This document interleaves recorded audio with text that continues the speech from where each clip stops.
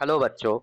Let's read the question. The question says a solution of two liquid boils at temperature more than the boiling point of either of them. Hence, the binary solution shows option A negative deviation of Raoult's law from Raoult's law, option B positive deviation from Raoult's law, option C negative no deviation from Raoult's law, and option D positive or negative deviation from Raoult's law depending upon the composition. Now, the key concept related to this question, that is deviation of Raoult's law. Now, the compound, a molecule A, that the interaction present AA, and the molecule B, that interaction present BB, there will be form AB, and there the interaction AB. Now, the AB interaction is greater than AA or BB, then it will be show negative deviation of Raoult's law. मतलब अगर कोई binary solution का interaction अगर ए और B से ज्यादा होगा तब वो नेगेटिव डेविएशन दिखाएगा।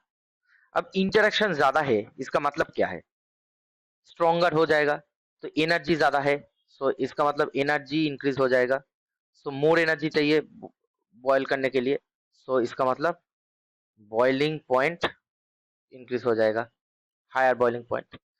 सिमिलरली अगर ए और बी के एक इंटरेक्शन ए बी हो गया और A B interaction is less than A और B B, then it will be called positive deviation.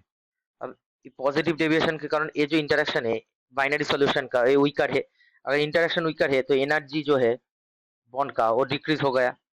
अब बॉन्ड डिक्रीज हो गया मतलब बॉइलिंग जो पॉइंट है, बॉइलिंग पॉइंट क्या है, बॉन्ड को ब्रेक करने के लिए चाहिए, वो भी डिक्रीज हो जाएगा, कम हो जाएगा।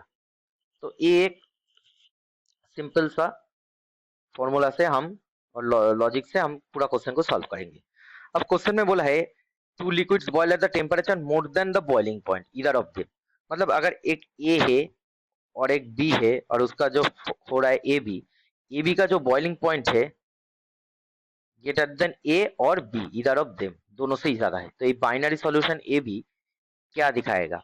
अब मैंने बोला अगर ए बी एनर्जी ज्यादा होगा, इंटरेक्शन ज्यादा होगा तब इसका बॉइलिंग पॉइंट ज्यादा होगा। अब इंटरेक्शन ज्यादा होगा मतलब नेगेटिव डेविएशन शो करेगा, सो ये नेगेटिव डेविएशन शो करेगा, so A B shows negative deviation from Raoult's law। अब चलिए देखते हैं कौन सा वाला आंसर में है ऑप्शन में, सो आंसर होगा ऑप्शन ए है negative deviation from the Raoult's law, so option A the answer की इज ऑप्शन है, सो ऑप्शन ए में ही हमारा आंसर मिल गया। ऑप्शन बी में है पॉजिटिव, अब पॉजिटिव तो डेविएशन नहीं है, पॉजिटिव डेविएशन होगा तो एनर्जी कम हो जाएगा, बॉइलिंग पॉइंट भी कम हो जाएगा। नो डेविएशन मतलब जो बॉइलिंग पॉइंट ए और बी का था वही ए और बी का रहेगा, और पॉजिटिव और negative depend from the Raoult's law depending upon the composition. अब बोला है कॉम्पोजिशन के ऊपर डिपेंड करेगा, पर मैंने तो बोला ही दिया है कॉम्पोजिशन से, इंटरेक्शन के ऊपर डिपेंड करेगा, कॉम्पोजिशन से नहीं, सो ये नेगेटिव डेविएशन शो करेगा। I hope you will understand the solution very well. Best of luck.